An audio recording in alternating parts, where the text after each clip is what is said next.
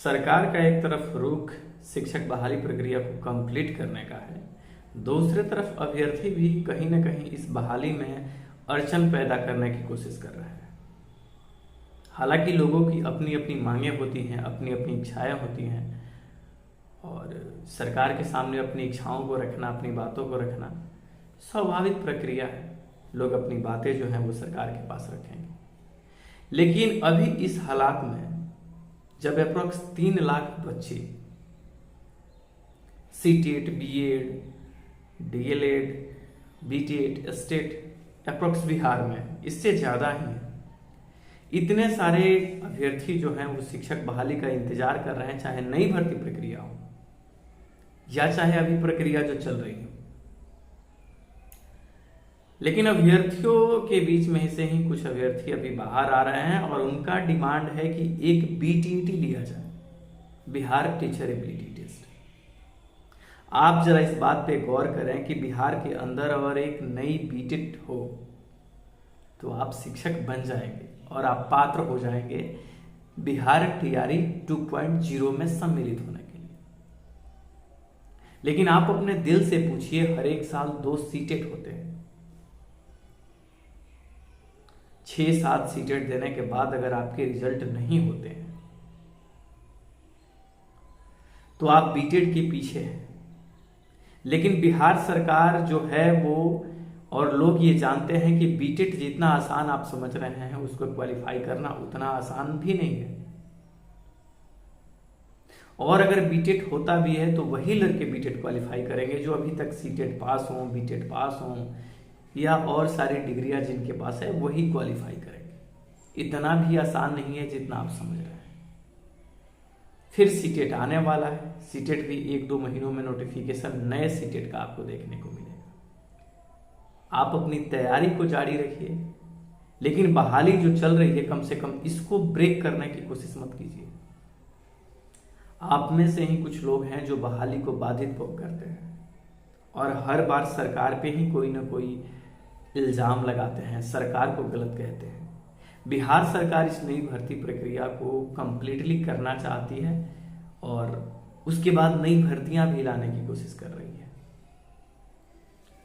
अब दूसरा मसला अभ्यर्थियों के बीच में है कि सीटेट जिस प्रकार से 60% और 45% मिनिमम कट ऑफ रखता है और बिहार में 50% और 45% की बातें हैं, तो सीटेट में भी इतनी 50% और 45% की जो क्राइटेरिया है उसको फुलफिल कराया जाए।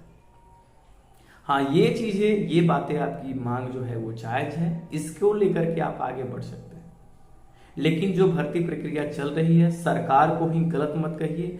आप एक जिम्मेवार नागरिक हैं, आपकी जिम्मेदारी बनती है कि जो चीजें सही है उसका साथ दें। नए बीटेट का होने का कोई आसार नहीं है। नए बीटेट का समर्थन अगर आप करते हैं तो आप एक जिम्मेदार नागरिक नहीं है। और जो भर्ती प्रक्रिया चल रही है, इस भर्ती प्रक्रिया को आप होने दें। और बीटेट का मैं कतई समर्थक नहीं हूं, ना मैं इसको समर्थन देता हूं, ना ऐसे बीटेट कहने वाले लोगों को मैं बस सलाह दूंगा। आपके साथ हमारी सहानुभूति है। नई सीटेट का नोटिफिकेशन सिर्फ ही आपको देखने को मिलेगा। आप उसको लेकर के आगे बढ़ें, उसकी तैयारी में लगें, न कि जो आप बीटेट क्यों मांग कर रहे हैं। आप सोचते हैं कि आप बीटेट के पीछे क्यों पड़े हैं। आप इस बहाली को रोकना चाहते हैं जो नई भर्ती प्रक्रिया आने वाली है, जो बीपीएससी संस्था से नई भर्ती प्रक्रिया है, आप उसको रोकना चाहते हैं। लेकिन 6 बार 7 बार अगर आप सीटेट बीटेट देकर के क्वालिफाई नहीं किए तो आप अपनी गलती स्वीकार कीजिए। आप में कमी है। एक तो बहाली नहीं आती, आप लोग नहीं जानते। सरकार से भी मेरी विनती है, सुप्रीम कोर्ट के जजमेंट आए हैं बीएड को प्राइमरी से बाहर करने का, लेकिन ये जजमेंट सही नहीं है।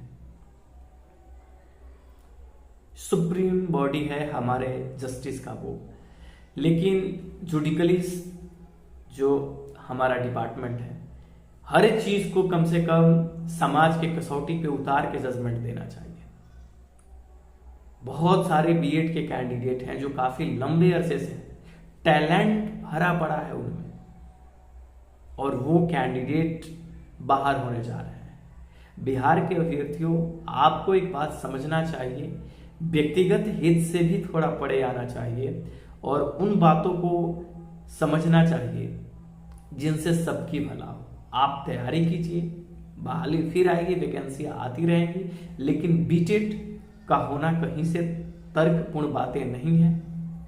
आप जो मिनिमम कट ऑफ है उस कट ऑफ को कम कराइए। जो सीटेट में है 60 और 55%, बिहार सरकार अगर 50 और 45 ले रही है, आप उसको वैध कर सकते हैं। लेकिन कहीं से आप ये नहीं कह सकते कि एक बीटेट हो उसके पहले बहाली ना हो। इस प्रकार के ये जो वायलेंस वाले आपके शब्द हैं, ब्रेक करने वाले जो आपके ये स्टेटमेंट है बहाली को, ऐसा स्टेटमेंट आप न दीजिए। एक जिम्मेवार नागरिक बनिए।